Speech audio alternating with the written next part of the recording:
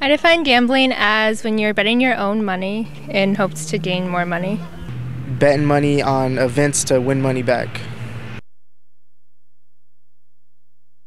Yeah, it is. Yeah, it can be. To addictive behavior, yeah. When we're talking about gambling addiction, I want to refer back to about the 1980s or so, because they viewed pathological or problem gambling as more of a impulse control type of disorder, that type of model. It wasn't until later on in the 80s where they said, you know what, I think problem gambling behavior is more of an addiction, kind of like substance abuse. So there's tolerance, there's withdrawal, and there's maladaptive behavior involved in it.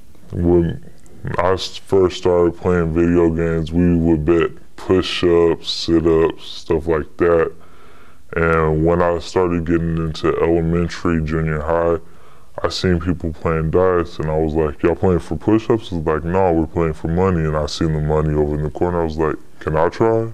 When his main focus is on gambling, or, you know, can I have $10 to play this? Or can I borrow your credit card to play poker online? You know, that's when it becomes a main concern. Or seeing when he focuses on, just doesn't focus on anything but figuring out how to gamble, when he can gamble, where he can go to gamble. That's when it comes a main concern.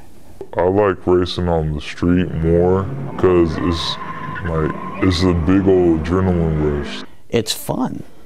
It's fun, especially with your bunch of friends or family. It's a social event. And so it's kind of a hidden addiction, but what happens is within that social gathering, you're drinking as well. And then you're having fun. You might be losing $100 or $200, but your mind's not right at the time.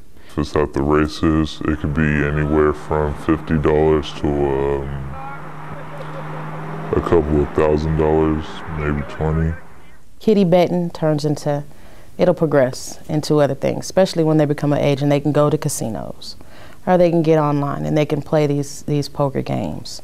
You know, just watch, just monitor them, and make sure, you know, they're not playing with credit cards, they're not playing with money, getting themselves deeper involved into stuff. No one is immune to the consequences of engaging in pathological gambling behavior. Well, a lot of it started basically in grade school, playing marbles. That was the very start of it, really, and then placing general bets with people, betting on the weather the next day, etc. I even got to where I would try to bet people on something that I heard on the news so that I knew that I would win. And at that point, the main focus was to win.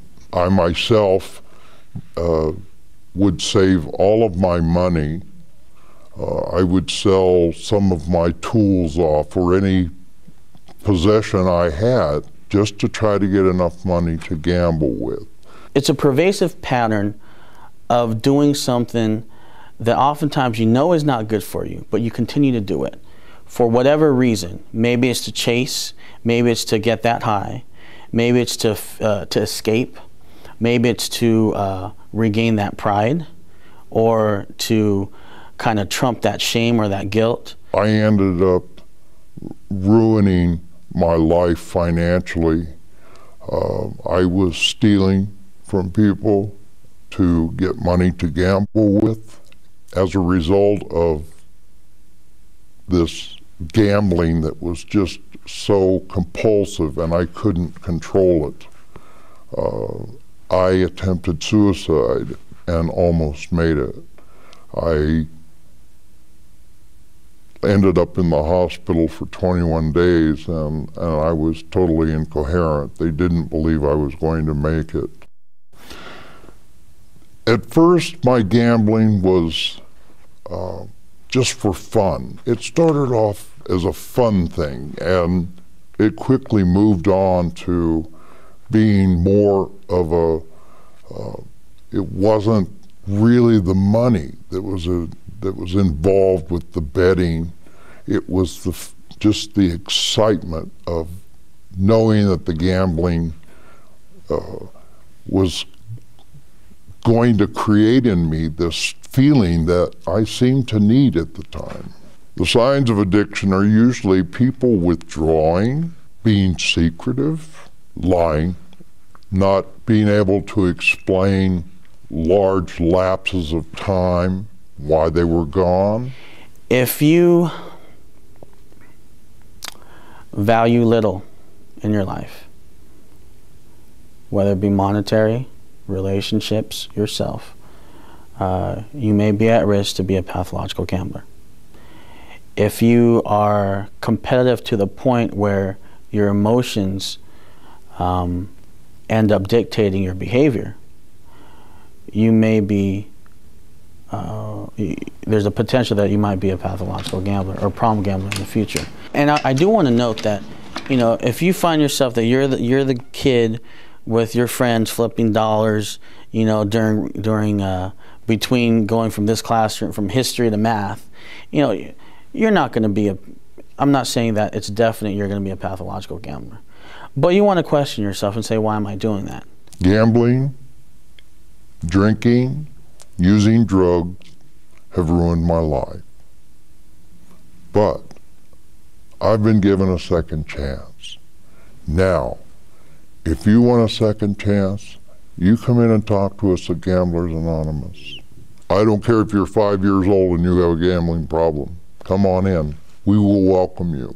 If we're using the addiction paradigm, there is Gamblers Anonymous, and I've found it to be helpful. Just like AA is for alcoholics, just like NA is for narcotics, people who've engaged in narcotics. So there is a way out. That without Gamblers Anonymous today, I would not be alive. Without Gamblers Anonymous today, my life would not be as sweet as it is. And believe me, my life is very, very good today because of Gamblers Anonymous and the people in it. I just want you to know that there's hope. There is hope. And there are people that are willing to help, but you have to stick your hand out. You have to be willing to make that first step or make that first phone call. Now that phone might weigh 500 pounds when you decide to make that phone call. But if you pick it up and you dial the number and you call us, or you look on the internet and you find out where there's meeting, you will be surprised before you have spent 6 months in Gamblers Anonymous how your life is turning around and how much better it's getting, because I guarantee you it will get better.